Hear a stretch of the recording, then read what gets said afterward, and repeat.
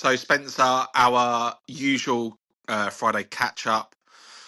I just want to start with reflecting back to our last home game, which was against Bournemouth. What were your thoughts on that? Now you've had a couple of days to reflect on it. Yeah, watching the tape back, I don't think we got the credit we deserved. I think we pushed a fantastic side, full-time side, with huge squad and resources to the 90th minute. The stats show 50% possession. We had more entries, as I thought, into the final third. We just didn't have the quality to get us the points. As I said on the night, I thought full credit to Bournemouth, who defended superbly well. When we had a sniff of a chance, they were there to block that out.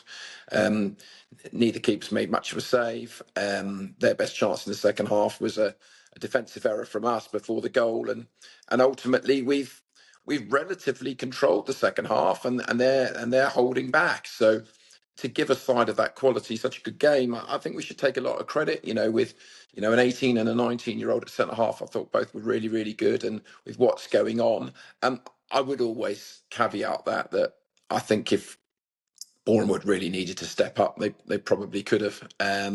But we were banging the game, and as I said, I thought we passed the ball pretty well, and we just didn't have, as I said, that real edge in the last third to create the clear-cut chances to get something we deserve. But looking back at the stats in the game, we deserved something out of the game, but we didn't quite get it. So we go again. And if we just then look at the squad as a whole at the moment, conscious with Ricky injured, Robbo injured, Lexus was ill, I think, this week. Have we got any squad updates for the rest of the 24-25 season ahead of the window closing for us?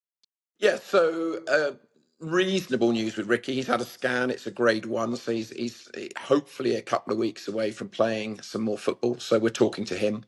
Robbo will, potentially be available this weekend. We shall see. He'll do a fitness test. We've got to be careful with it, but he was close on Tuesday. Lexus, as I said, was dental surgery, so we wouldn't expect any problem there. Luch, we're going to have to assess for sure. He's played a lot of football, having had not a lot of football in a very long time, so we'll monitor that for sure.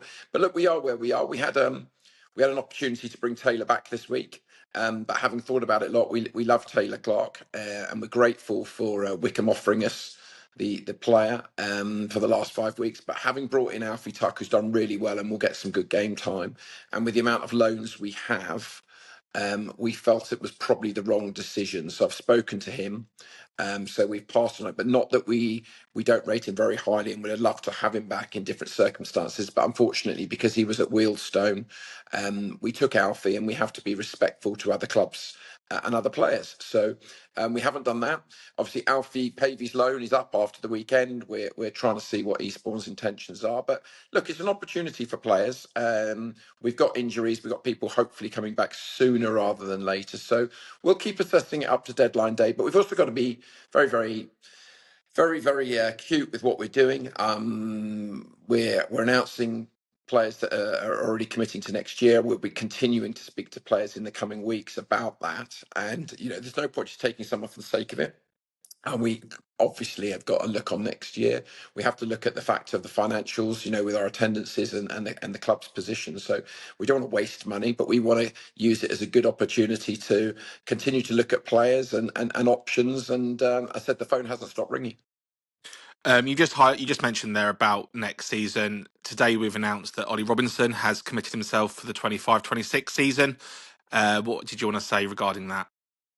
I think it's fantastic. That Ollie is not only a very, very good footballer, he has shown this season real leadership. And with some senior players leaving, he's stepped up. He's been our captain on and off, and I've had to apologise to him that maybe it should have been more on than off. He's got some injuries, but he's local. He wanted to stay. That was the priority. He was almost the driving force in it. But we're delighted to extend that another year. He and his family, fantastic people, and that is one of our big priorities at this football club. But we miss him when he's not playing. He's an outstanding young man, and we're absolutely delighted that he's committed for another year. Brilliant. So if we do start to look ahead to Saturday, then Welling United, obviously we played them at the start of the season and got quite the result against us. 4-1 loss for us. On top of that, Welling are in a relegation battle at the moment, so we know they're going to make it tough. What are your thoughts ahead of the game? Well, look, it's we've got a number of these coming up, with Welling, Eastbourne, there's Maidstones. We've got some big important games coming up for the other teams in particular, and it's one of their 8 or 9 cup finals they've got, and they've got some exceptional players. Real pedigree players. They've had some very good away wins. They beat us, so there's absolutely nothing to take for granted. We've only lost, is it 2 in 8 against in an incredibly tough run. Our home form is right up there, and we played some good football against a top side on Tuesday night. So we know we need to play well. Yes, there'll have to be some changes. There will be changes for Saturday. There has to be with the situation we're in, but. We know that Welling will absolutely give it their all. They're fighting for their lives, and sometimes you also have to step back and go when you're looking at the sort of the bottom 6, which is, in my opinion, where it's sort of about. Certainly 2 out of the bottom 4 that are fighting for those last 2 spots or to avoid them. You can't expect anything that they're going to come, blood, guts, and thunder at you, and we've got to manage that, and we've got to go and play well because. I know it's been a cliche in football for a long, long time, but this season, I mean, this division is so tough. And Rob will have his boys absolutely firing, no doubt about it. They were a little bit unlucky at Truro last weekend. And as I said, they've got some exceptional players.